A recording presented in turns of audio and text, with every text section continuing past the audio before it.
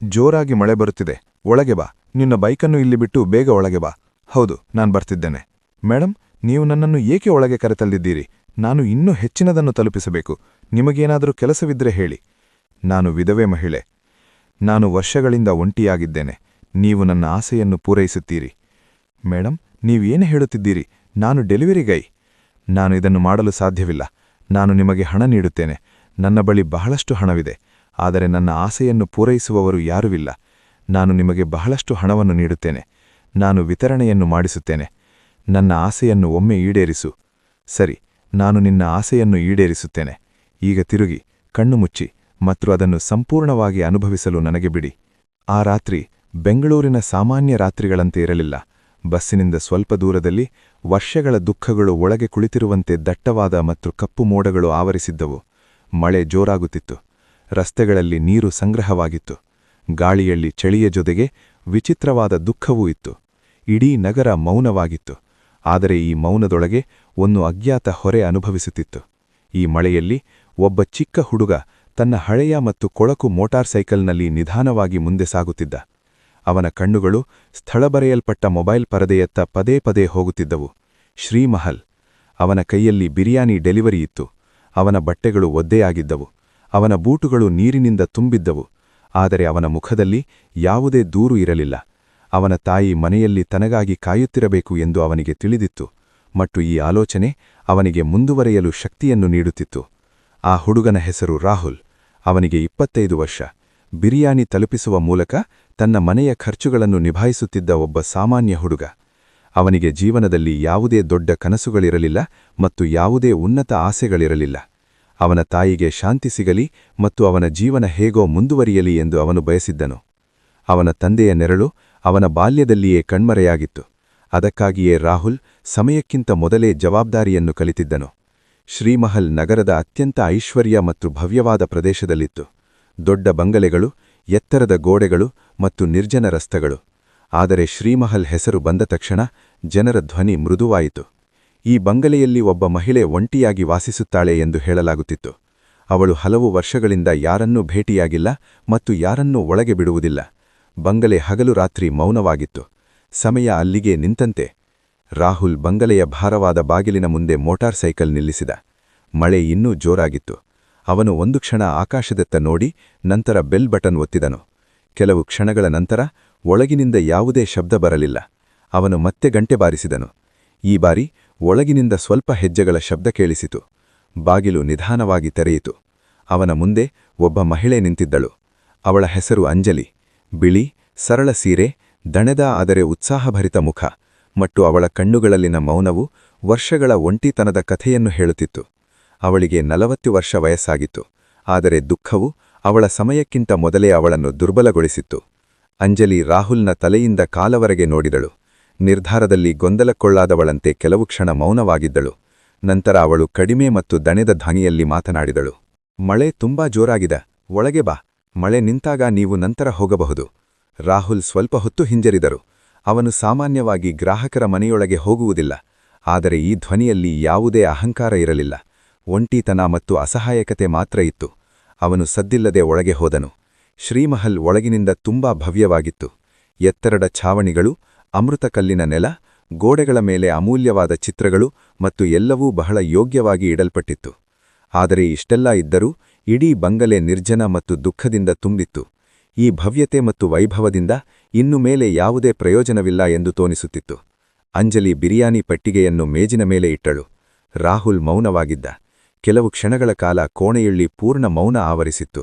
ಹೊರಗೆ ಮಳೆ ಸುರಿಯುತ್ತಿತ್ತು. ಆದರೆ ಅವನ ಧ್ವನಿ ಸ್ವಲ್ಪ ಮೃದುವಾಗಿತ್ತು. ಅವನೂ ಕೂಡ ಈ ಕ್ಷಣವನ್ನು ಗೌರವಿಸುತ್ತಿದ್ದಾನೆ ಎಂಬಂತೆ. ಅಂಜಲಿ ಗೋಡೆಯ ಮೇಲಿನ ಚಿತ್ರಗಳನ್ನು ನೋಡಿದಳು. ಅವುಗಳಲ್ಲಿ ಹಳೆಯ ಕಾಲದ ಸಂತೋಷ ಇದ್ದಂತೆ ತೋನಿಸಿತು.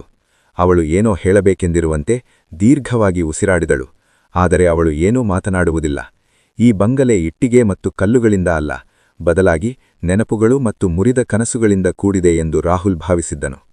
ಪ್ರತಿಯೊಂದು ಗೋಡೆಯೂ ಒಂದಲ್ಲ ಒಂದು ಕಥೆಯನ್ನು ಹೊಂದಿತ್ತು ಮತ್ತು ಅವನು ಇವತ್ತು ಆ ಕಥೆಗಳ ಮಧ್ಯದಲ್ಲಿ ನಿಂತಿದ್ದನು.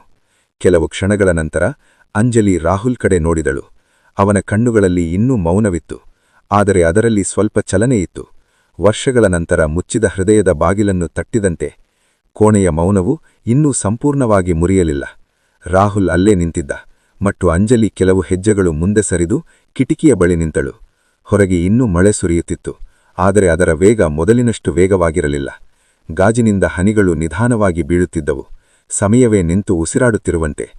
ಅಂಜಲಿ ಕಿಟಿಕಿಯತ್ತ ಹೊರಗೆ ನೋಡುತ್ತಾ ಮೆಲಧ್ವನಿಯಲ್ಲಿ ಹೇಳಿದಳು, ಈ ಮನೆ ಎಂದಿಗೂ ಇಷ್ಟೊಂದು ಶಾಂತವಾಗಿರಲಿಲ್ಲ. ಇಲ್ಲಿ ನಗು, ಮಾತು ಮತ್ತು ಜೀವನದ ಶಬ್ದಗಳು ಕೇಳುತ್ತಿದ್ದವು. ನಂತರ ಅವಳು ಪದಗಳನ್ನು ಆರಿಸಿಕೊಳ್ಳುತ್ತಿದ್ದಳು. ಕೆಲವು ಕ್ಷಣಗಳು ನಿಂತಳು. ರಾಹುಲ್ ತನ್ನ ಹಿಂದಿನ ಕಾಲದ ಬಾಗಿಲುಗಳನ್ನು ಮೊದಲ ಬಾರಿಗೆ ತೆರೆಯಲಿದ್ದಾಳೆಂದು ಭಾವಿಸಿದನು. ಅವಳು ತಿರುಗಿ ರಾಹುಲ್ ಕಡೆಗೆ ನೋಡಿ ಹೇಳಿದಳು, ನನ್ನ ಗಂಡನ ಹೆಸರು ರಾಜೇಶ್. ಅವನು ಈ ಬಂಗಲೆಯನ್ನು ಕೇವಲ ಮನೆ ಎಂದು ಪರಿಗಣಿಸಲಿಲ್ಲ, ಬದಲಾಗಿ ಒಂದು ಭರವಸೆ ಎಂದು ಪರಿಗಣಿಸಿದನು. ಶಾಂತಿ, ರಕ್ಷಣೆ ಮತ್ತು ಒಡನಾಟದ ಭರವಸೆ. ಅಂಜನಿ ಸ್ವಲ್ಪ ಮುಗುಳ್ನಕ್ಕಳು, ಆದರೆ ಆ ನಗು ಅಪೂರ್ಣವಾಗಿತ್ತು. ರಾಹುಲ್ ಸದ್ದಿಲ್ಲದೆ ಕೇಳುತ್ತಿದ್ದ. ಈ ಕ್ಷಣದಲ್ಲಿ ಯಾವುದೇ ಪ್ರಶ್ನೆಗಳನ್ನು ಕೇಳುವುದು ಸರಿಯಲ್ಲ ಎಂದು ಅವನಿಗೆ ತಿಳಿದಿತ್ತು. ಅಂಜಲಿ ನಿಧಾನವಾಗಿ ಸೋಫಾದ ಮೇಲೆ ಕುಳಿತು ಮಾತನಾಡುತ್ತಲೇ ಇದ್ದಳು. ನಾನು ಎಂದಾದರೂ ಸತ್ತರೆ ಈ ಮನೆಯನ್ನು ಬಿಟ್ಟು ಹೋಗಬೇಡ, ಏಕೆಂದರೆ ನಮ್ಮ ನೆನಪುಗಳು ಅದರ ಗೋಡೆಗಳಲ್ಲಿ ಉಸಿರಾಡುತ್ತಲೇ ಇರುತ್ತವೆ ಎಂದು ರಾಜೇಶ್ ಹೇಳುತ್ತಿದ್ದ. ಅವನ ಧ್ವನಿ ಸ್ವಲ್ಪ ತುಂಬಿತ್ತು. ಅವಳು ತನ್ನನ್ನು ತಾನು ಬಲವಾಗಿಟ್ಟುಕೊಳ್ಳಲು ಪ್ರಯತ್ನಿಸುತ್ತಿದ್ದಾಳೆ ಎಂದು ರಾಹುಲ್ಗೆ ಅನಿಸಿತು. ಅವಳು ಹೇಳಿದಳು, ಆದರೆ ನೆನಪುಗಳೊಂದಿಗೆ ಬದುಕುವುದು ಎಷ್ಟು ಕಷ್ಟ ಎಂದು ಯಾರೂ ಹೇಳುವುದಿಲ್ಲ, ವಿಶೇಷವಾಗಿ ಒಬ್ಬ ವ್ಯಕ್ತಿಯು ತನ್ನನ್ನು ತಾನು ತಪ್ಪಿತಸ್ಥನೆಂದು ಪರಿಗಣಿಸಲು ಪ್ರಾರಂಭಿಸಿದಾಗ. ಅಂಜಲಿ ಒಂದು ಕ್ಷಣ ಕಣ್ಣು ಮುಚ್ಚಿಕೊಂಡಳು. ಅವಳ ಕೈಗಳು ಸ್ವಲ್ಪ ನಡುಗುತ್ತಿದ್ದವು. ರಾಹುಲ್ಗೆ ಇದನ್ನು ಯಾರಿಗಾದರೂ ಹೇಳಬೇಕೆಂದು ವರ್ಷಗಳಿಂದ ಬಯಸುತ್ತಿದ್ದಳು, ಆದರೆ ಹೇಳಲು ಯಾರೂ ಇರಲಿಲ್ಲ. ಅವಳು ಕಣ್ಣು ತೆರೆದು ಹೇಳಿದಳು, ರಾಜೇಶ್ನ ಕೊನೆಯ ಮಾತುಗಳನ್ನು ನಾನು ತಮಾಷೆ ಮಾಡಿದೆ. ಅವನು ಏನೋ ಹೇಳಲು ಬಯಸಿದನು, ಆದರೆ ನಾನು ಕೇಳಲಿಲ್ಲ. ಮರುದಿನ ಒಂದು ಅಪಘಾತ ಸಂಭವಿಸಿತು, ಮತ್ತು ಅದರ ನಂತರ ನನ್ನ ಜೀವನ ಅಲ್ಲಿಗೆ ಮಿಂತು ಹೋಯಿತು. ಅವಳು ನಿಧಾನವಾಗಿ ಉಸಿರಾಡಿದಳು. ಇದೂ ಕೂಡ ಅವಳಿಗೆ ಹೊರೆಯಂತೆ ಕಾಣಿಸಿತು. ಕೋಣೆಯಲ್ಲಿ ಮತ್ತೆ ಮೌನ ಆವರಿಸಿತು. ರಾಹುಲ್ಗೆ ತನ್ನ ಹೃದಯದಲ್ಲಿ ಭಾವಿಸಿದನು, ಕೆಲವು ಕ್ಷಣಗಳಲ್ಲಿ ಪದಗಳಿಗಿಂತ ಉಪಸ್ಥಿತಿಯೇ ಹೆಚ್ಚು ಮುಖ್ಯವಾಗಿದೆ. ಅವನು ಏನೂ ಮಾತನಾಡದೆ ಅಲ್ಲೇ ನಿಂತಿದ್ದ. ಸ್ವಲ್ಪ ಸಮಯದ ನಂತರ ಅಂಜಲಿ ತನ್ನನ್ನು ತಾನು ನಿಯಂತ್ರಿಸಿಕೊಂಡಳು. ಅವಳು ಎದ್ದು ಹಳೆಯ ಟೇಬಲ್ ಕಡೆಗೆ ಬೆರಳು ತೋರಿಸಿ ಹೇಳಿದಳು, ನಾವು ಇಲ್ಲಿ ಕುಳಿತು ಚಹಾ ಕುಡಿಯುತ್ತಿದ್ದೆವು. ನಾನು ವರ್ಷಗಳಿಂದ ಈ ಟೇಬಲ್ಗೆ ಹೋಗಿಲ್ಲ. ಅವಳು ತನ್ನ ನಿರ್ಧಾರಗಳ ಬಗ್ಗೆಯೂ ಯೋಚಿಸುತ್ತಿರುವಂತೆ ಅವಳ ಧ್ವನಿಯಲ್ಲಿ ಆಶ್ಚರ್ಯವಿತ್ತು. ರಾಹುಲ್ ನಿಧಾನವಾಗಿ ಹೇಳಿದ, ಬಹುಶಃ ಆ ನೆನಪುಗಳಿಂದ ಓಡಿ ಹೋಗುವ ಬದಲು ನೀವು ಅವರೊಂದಿಗೆ ಬದುಕಲು ಕಲಿಯುವ ಸಮಯ ಬಂದಿದೆ. ಅವಳ ಧ್ವನಿಯಲ್ಲಿ ಯಾವುದೇ ಸಲಹೆ ಇರಲಿಲ್ಲ, ಕೇವಲ ಸತ್ಯವಿತ್ತು. ಅಂಜಲಿ ರಾಹುಲ್ ಕಡೆಗೆ ನೋಡಿದಳು. ಮೊದಲ ಬಾರಿಗೆ ಅವನ ಕಣ್ಣುಗಳಲ್ಲಿ ಯಾವುದೇ ವಿಚಿತ್ರತೆ ಇರಲಿಲ್ಲ. ಅವಳು ಸ್ವಲ್ಪ ಹೊತ್ತು ಮೌನವಾಗಿದ್ದಳು. ಬಹುಶಃ ನೀನು ಹೇಳಿದ್ದು ಸರಿ. ಬಹುಶಃ ಒಬ್ಬ ವ್ಯಕ್ತಿಯು ತನ್ನನ್ನು ತಾನು ಕ್ಷಮಿಸಿಕೊಳ್ಳದೆ ಮುಂದೆ ಸಾಗಲು ಸಾಧ್ಯವಿಲ್ಲ. ಮಳೆ ಬಹುತೇಕ ನಿಂತಿತ್ತು. ಹೊರಗಿನ ವಾತಾವರಣದಲ್ಲಿ ಹೊಸ ಶಾಂತಿ ನೆಲೆಸಿತ್ತು. ಅಂಜಲಿ ಕಿಟಕಿ ಮುಚ್ಚಿ ಆಳವಾದ ಉಸಿರನ್ನು ತೆಗೆದುಕೊಂಡಳು. ರಾಹುಲ್ಗೆ ಆ ಬಂಗಲೆಯಲ್ಲಿ ಮೊದಲ ಬಾರಿಗೆ ಗಾಳಿಯು ಮುಕ್ತವಾಗಿ ಉಸಿರಾಡುತ್ತಿರುವಂತೆ ಭಾಸವಾಯಿತು. ಅವರಿಬ್ಬರು ಕೋಣೆಯಲ್ಲಿ ಕುಳಿತರು.